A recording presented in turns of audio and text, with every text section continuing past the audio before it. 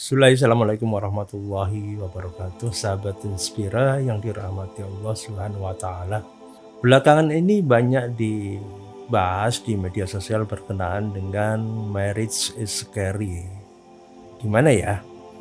Karena begini, fenomena ini terjadi karena memang me- bermula dari keresahan para perempuan atau laki-laki lajang yang gundah ketika apakah memilih menikah atau tidak menikah, baik berkenaan dengan bayangan seorang laki-laki kalau dia menikah dia harus memikirkan bagaimana dia menafkahi keluarganya, sementara keinginannya banyak belum tercapai, bagaimana dia eh, membelanjai seorang perempuan yang sekarang keinginannya mulu-mulu dan lain sebagainya, atau seorang perempuan yang bayangan ketika dia menikah harus melakukan sekian banyak pekerjaan yang dulu tidak pernah dilakukannya, ada yang orang ngatur-ngatur dalam hidupnya, ketika dia tidak lagi bisa membuat keputusan sendiri atas pilihan-pilihan keinginannya, begitu seterusnya. Bermula dari keresahan para lelaki atau perempuan lajang yang kadang sebenarnya tidak berdasar seperti itu. Atau bisa juga adanya virus, maaf saya katakan virus, ini kesetaraan gender, di mana seorang laki-laki dan perempuan harus disamakan dalam semua hal, padahal jelas kalau dalam Al-Quran posisi laki-laki atau perempuan ini dijelaskan arijalu qawamun 'alan nisa bima fadala ba'din 'ala ba'din wa bima anfaqu min amwalihim. Di situ jelas peranan bagaimana tugas untuk memberikan nafkah itu adalah tugas seorang laki-laki, tugas untuk memimpin itu adalah seorang laki-laki, sedangkan tugas seorang perempuan adalah fasolihatul qanitatul hafizatul ghaibi bima hafizallah. Seorang perempuan itu dia di bawah kepemimpinan seorang laki-laki tetap bisa menjaga kesolehan dirinya, menjaga kehormatan diri dan keluarganya, menjaga rahasia suaminya, dan seterusnya. Dia taat kepada suaminya pada perkara yang ma'ruf, begitu seterusnya. Jadi adanya virus kesetaraan gender ini memang menimbulkan persoalan sendiri di tengah-tengah masyarakat ketika orang yang mendapatkan informasi ini tidak memahami bagaimana Islam atau syariat Islam itu mengatur. Kemudian juga bisa jadi penyebabnya adalah berkenaan dengan pengalaman negatif. Ada di antara mereka yang teracuni pikiran marriage is scary ini adalah karena membayangkan bagaimana keluarganya yang tidak harmonis, atau tetangganya atau temannya yang rumah tangganya berantakan, ya.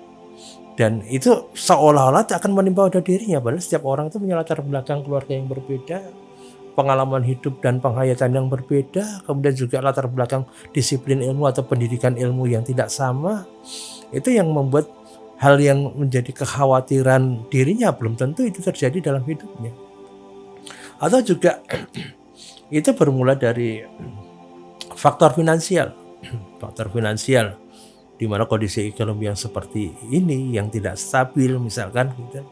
Sementara dia membayangkan kalau menikah itu harus sewa gedung, biayanya tidak murah, kemudian juga harus mendatangkan EO supaya acaranya meriah, belum lagi sekian ribu tamu undangan yang harus dihadirkan, ya, belum jadi menyediakan hidangannya, kemudian belum lagi bagaimana baju pengantinnya, bagaimana acara itu digelar dan lain sebagainya, ya. Sehingga dia membayangkan nanti kalau saya menikah, ya, untuk urusan baru menikah saja itu butuh dana yang tidak sedikit. Belum lagi saya bagaimana harus punya rumah, belum lagi mengisi perabotan ke dalam rumah, ya. Itu menimbulkan kecemasan, kekhawatirannya sebenarnya tidak berdasar. Ketika kita memahami tentang konsep rezeki, ya. Atau penyebab yang lainnya berkenaan dengan lemahnya komitmen, ya. Yang namanya pacaran aja kemudian baru hitungan bulan kemudian mereka berpisah, ada yang bahkan 7 tahun pacaran menikah baru 5 bulan berpisah gitu. Kejadian-kejadian itu kan membuat bagi sebagian orang yang tidak memahami tentang, tidak meyakini beriman kepada Allah, kemudian tidak meyakini adanya takdir Allah, tidak meyakini bahwa saya walati anzala sakinata fi qulubil mu'minin, dialah Allah yang menurunkan sakinah di hati orang-orang yang beriman. Itu kan membuat orang berpikir banyak berkenaan dengan apakah memilih menikah atau tidak menikah. Terus kemudian faktor yang lain adalah pengaruh sosial media yang begitu gencar mengkampanyekan tentang marriage is scary dengan berita-berita yang mempertontonkan bagaimana seorang ibu membunuh anaknya, bagaimana seorang suami membunuh istrinya, seorang istri merencanakan membunuh suaminya, ya. Dan adegan-adegan yang mengerikan ini yang kadang membuat orang jadi berpikir panjang untuk menikah. Padahal sekali lagi ya, pada diri orang yang berbeda, dengan ilmu yang berbeda, dengan pengalaman hidup berkeluarga atau berumah tangga yang berbeda, bisa jadi yang berbeda. Bisa jadi perjalanan hidup kita ini berbeda, dan masing-masing kita ini sudah digariskan oleh Subhanahu wa taala bagaimana pada perjalanan hidupnya. Kenapa tidak memilih husnudzon billah? Husnudzon kepada Allah Subhanahu wa taala, bahwasanya Allah akan memberikan yang terbaik bagi hamba-hamba yang soleh gitu. Sehingga dampaknya hari ini kita saksikan banyak sekali terjadi penurunan orang yang menikah ya. Angka pernikahan itu turun loh. Ya. Padahal jumlah penduduk tetap bertambah gitu loh. Atau mungkin mereka tetap menikah tapi menunda-nunda menikah. Mereka sudah mendekati usia 40. Kemudian baru punya anak pertama di usia 40 sekian, padahal belum lagi nanti dihantui oleh bahasanya seorang perempuan itu kalau udah usia 40 sebenarnya nggak usah melahirkan deh, padahal belum punya anak kan itu. Itu kan jadi satu momok tersendiri. Artinya kenapa sih sebuah ibadah yang sangat mulia, di mana di dalam Al-Qur'an digambarkan wa min ayati an khalaqalakum min anfusikum azwajan litaskunu ilaiha wa ja'ala bainakum mawaddatan wa rahmah inna fi dzalika laayatil liqaumin yatafakkarun. Jadi yang namanya kita dapat sakinah, mawaddah, warahmah itu tidak lain melainkan dengan pernikahan. Oke, sakinah saja bisa didapat selama Anda menjadi orang yang beriman, beramal soleh, kemudian menjaga hak-haknya Allah, tidak mengganggu tetangga, tidak merusak persaudaraan, tidak menyakiti orang lain, tidak melakukan kezaliman. Anda bisa sakinah di situ. Tapi untuk mendapatkan mawaddah, warahmah itu tidak lain harus dengan pernikahan. Ada ulama yang menyebutkan mawaddah itu berkenaan dengan jima. Kenikmatan seksual ini hanya bisa dilakukan dengan adanya pernikahan. Tanpa pernikahan, nonsen. Jelas kalau Anda melakukannya tanpa pernikahan berarti menyelisih syariat Allah. Anda bisa mendatangkan murkanya Allah Subhanahu wa taala. Dan rahmah kata sebagian ulama itu adalah anak. Ya. Jadi untuk punya keturunan, punya anak tidak bisa tidak melainkan hanya dengan pernikahan. Maka pandangan berkenaan marriage is scary ini perlu kita cermati dan perlu kita tentang ya. Kalau kita paham ilmunya, kita harus melawan persepsi negatif tersebut ya. Karena apa? Banyak cerita negatif berkenaan dengan KDRT, berkenaan dengan laki-laki yang tidak bertanggung jawab, pernikahan yang hanya seumur jagung, berkenaan dengan anak-anak yang susah dikendalikan, lingkungan pergaulan yang sedemikian menyulitkan, kondisi perekonomian, belum lagi perselingkuhan di sana sini. Itu yang kadang yang membuat seolah-olah marriage is scary itu betul-betul satu hal yang hari terjadi di tengah-tengah kita. Nah, sehingga mindset ini harus kita ubah dengan cara pandang yang benar tentang memandang institusi pernikahan itu seperti apa sih gitu. Apa yang bisa kita harapkan dari sebuah pernikahan itu? Pernikahan itu adalah ibadah yang paling panjang, yang namanya syukur dan sabar yang sebenar-benarnya itu kita temukan hanya dalam pernikahan. Ujian yang paling tidak mudah dalam kita menghadapi hidup ini adalah ujian berkenaan dengan keluarga. Dan kita bisa melewati itu, disitulah nilai kita di sisi Allah Subhanahu wa taala. Ya. Belum lagi kalau lahirnya anak-anak di kemudian hari di belakang kita itu, yang dimana setiap lantunan doa yang mereka ucapkan kita mendapatkan kebaikannya. Bahkan setiap gerakan tubuhnya untuk melakukan kebaikan, amal soleh yang dia lakukan, itu kita mendapatkan kebaikannya. Dan itu tidak bisa tidak kecuali dengan institusi pernikahan. Ya. Belum lagi tentang nilai kemuliaannya,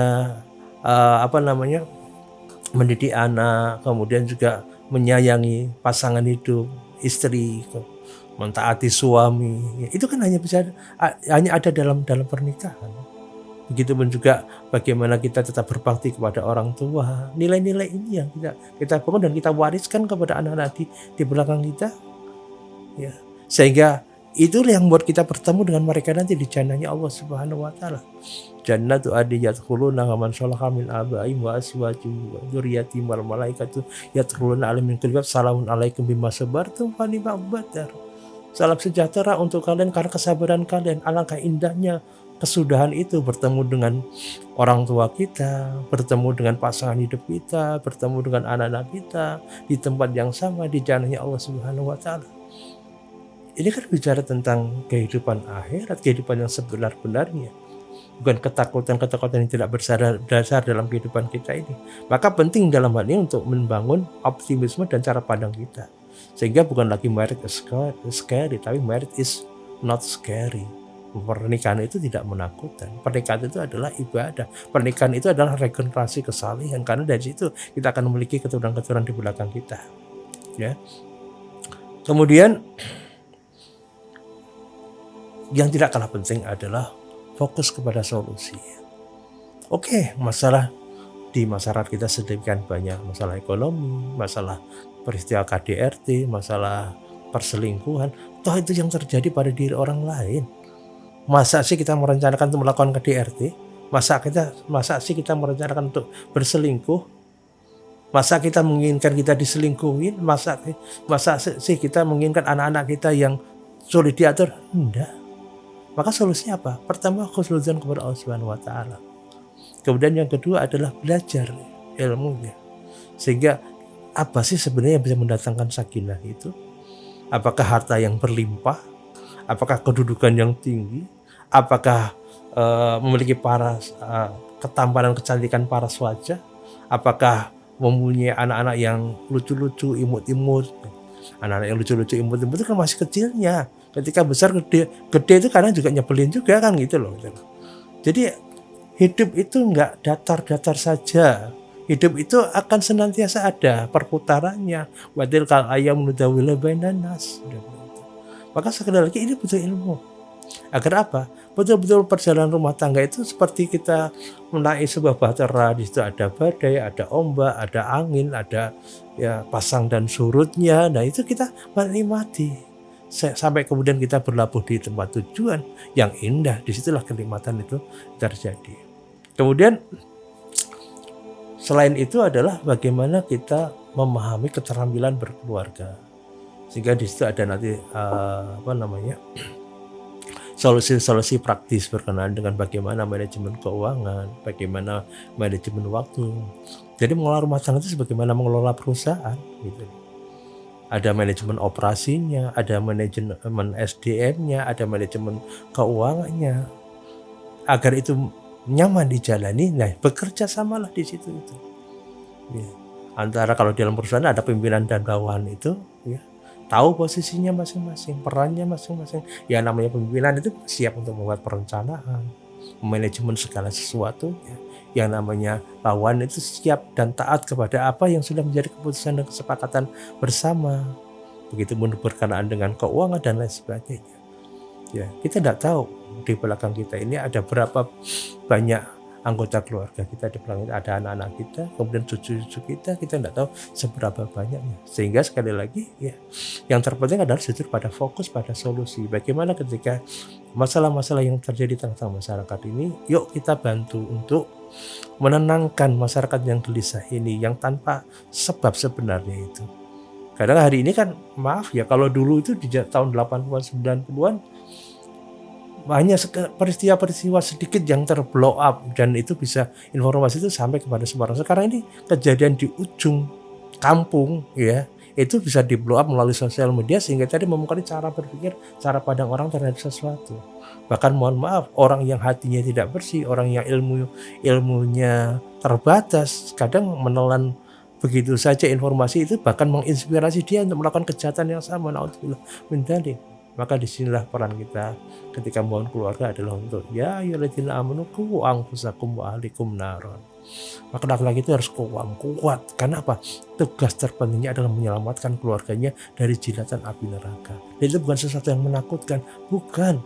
Ini adalah tanggung jawab moral kita sebagai hamba Allah, diciptakan menjadi seorang laki-laki itu menjadi pemimpin di dalam keluarga itu. Ambillah peran itu. Ya. Janganlah jadi orang yang egois, hanya memimpin dirinya sendiri. Oke, silakan kalau itu pilihannya. Dan itu bisa dipertanggungjawabkan di hadapan Allah. Kan boleh juga memilih tidak menikah, menyendiri sampai akhir hayat misalkan. Boleh, silakan. Tapi sekali lagi, ya tidak ada ibadah yang bisa menjanjikan sekian banyak kebaikan, melainkan melalui institusi pernikahan. Mungkin ini semoga bisa cukup membuat pemahaman kita berbeda terhadap namanya isu berkenaan dengan marriage is scary, tapi kita ubah menjadi marriage is not scary atau marriage is ibadah gitu. Wallahu a'lam bishawab. Barakallahu fikum. Assalamualaikum warahmatullahi wabarakatuh.